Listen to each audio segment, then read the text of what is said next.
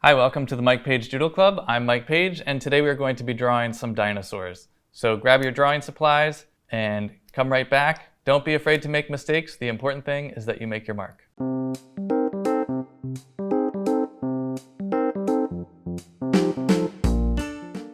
All right, I'm going to start with a Triceratops.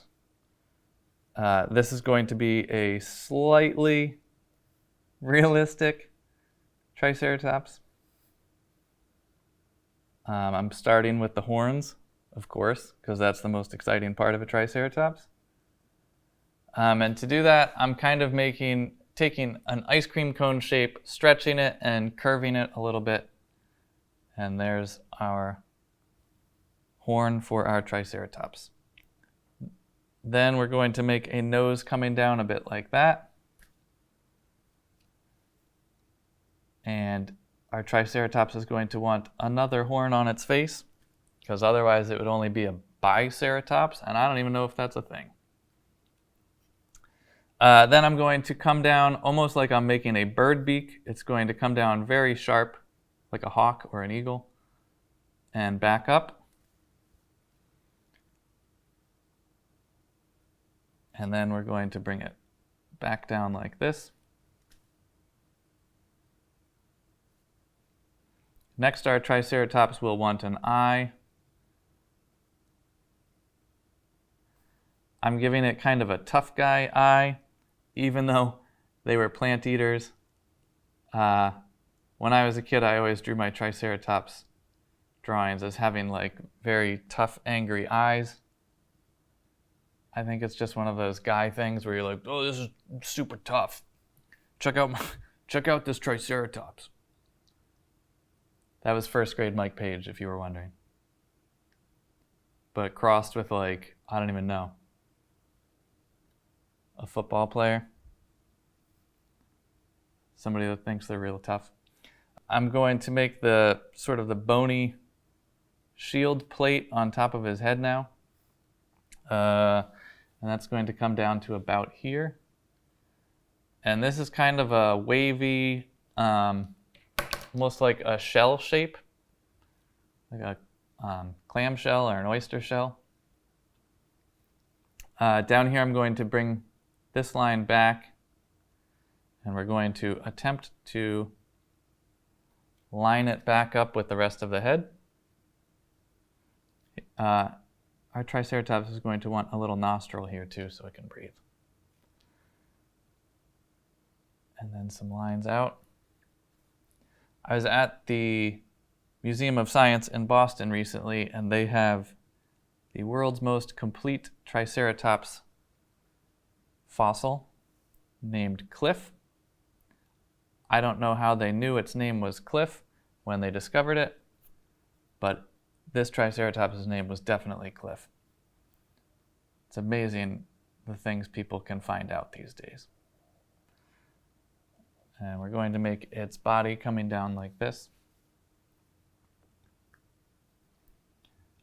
Just in the last few years, there was a Triceratops found, and it's not a complete skeleton, but it's the largest Triceratops that's been found, and its head is 6 feet from front to back, and 5 feet across, which is like mind-blowing.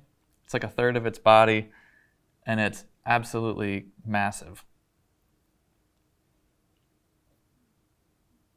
And when I was at the Museum of Science standing next to Cliff, it's really mind-boggling that these creatures existed. It's like a battle tank as an animal. I'm going to give it some sort of elephant feet. I don't really know exactly what a Triceratops' foot would have looked like. But I feel like elephants are probably a fairly good, or like rhinos or hippos are probably a fairly good example of what the feet might have been like.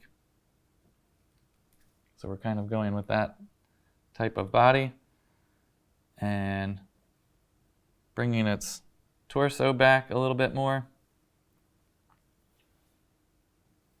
And he's going to want some back legs as well.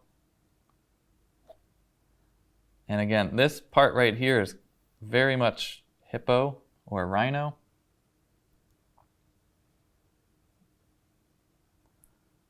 So that's kind of my reference point for that. Just kind of sticking with things that you can relate to, because most of us haven't ever seen a triceratops walking around. But you might have seen a rhino or a hippo at a zoo, or at least on TV. That's something you can kind of wrap your head around. The tail would probably be hanging down, but let's face it, that's not exciting. So we'll make the tail whipping around. And you can add stripes or polka dots or whatever you want to your Triceratops's body. I'm going to make a few lines to kind of imply the rib cage. And we kind of want it to look heavy. So these are a few lines of like wrinkles. Again, I'm thinking kind of like a rhinoceros, how they have all that extra skin and almost like armor plating. So if we add a few more lines, it'll give it a little more weight to it. So it looks like a more impressive animal. So there's our Triceratops. Now, that's a mean-looking Triceratops. You might be like, that's not my scene. I would rather a happy Triceratops. Let's do it. There's more than one way to draw a Triceratops. So this one will be a much happier, friendlier Triceratops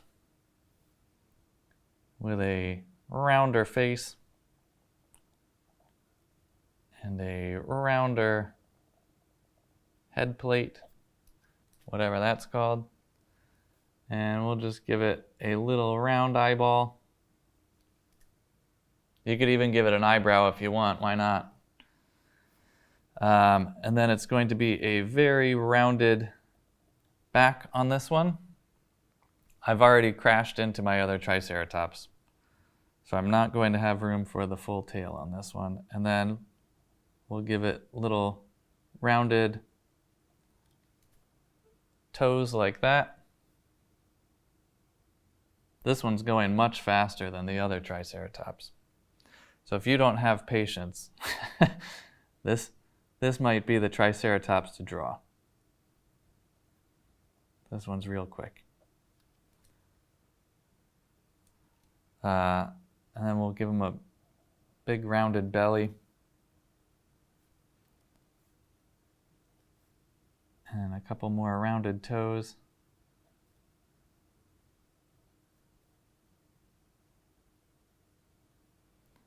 And this one's tail is not whipping around. This one's tail is headed straight back like this.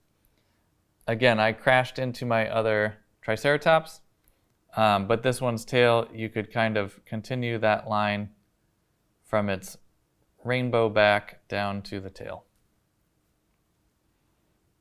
You could even give it a smiley face or an unimpressed face.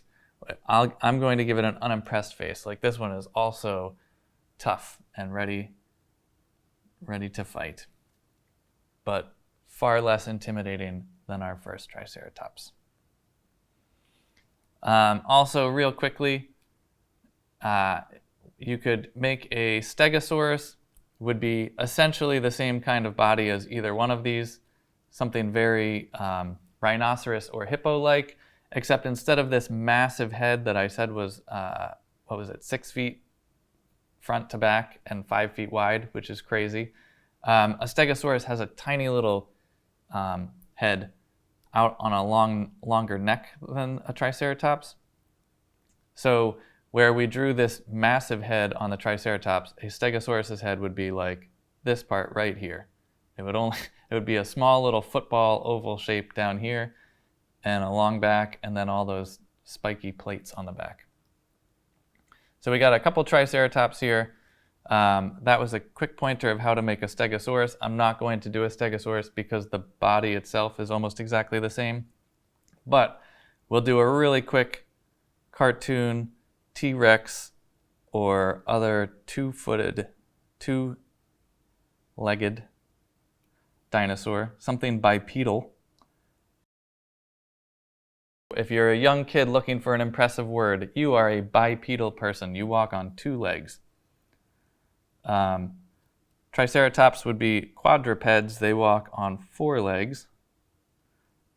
But this is going to be a bipedal dinosaur, something with two legs. And we'll give them stumpy little legs. Kind of the same idea as these. They're just very rounded. And we'll give them little, I'm not even going to give them regular T-Rex arms. I'm giving them little penguin fins, wings. And then we'll give him a tail that's helping him stay balanced. And this is going to be a super simple dinosaur. I'm just going to give him eyeballs like that. And maybe you want him to have some teeth. So I will go like this, but I'm only going to give him a couple. That's a very quick, ridiculous dinosaur. You could also make your dinosaur's head kind of rounded like that. That's essentially the letter C that I just made. And now I'm going to make the letter U. And another letter U, but this one's going to swing over that way. And tiny little eyeballs. Here's the back of the head. This could also be a turtle. And I'm going to make two little lines like that to make his tongue.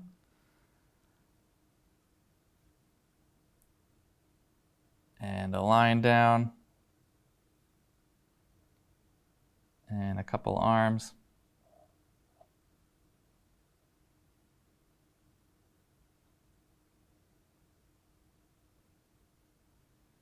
Stumpy legs.